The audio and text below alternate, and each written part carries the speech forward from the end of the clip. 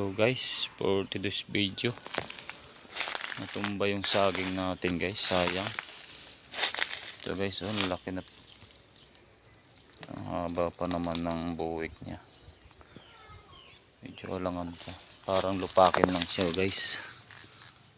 Oh, pero matataba na rin siya, pwede na rin. Sayang,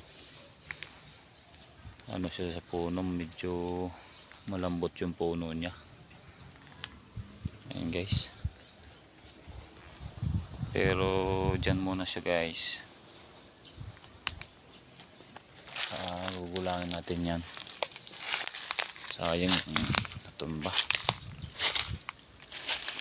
Ayan guys, may puno pa tayo ng niyog.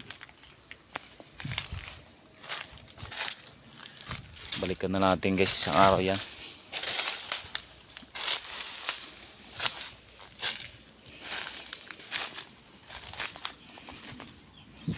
Ayan guys, magandang tanawin guys.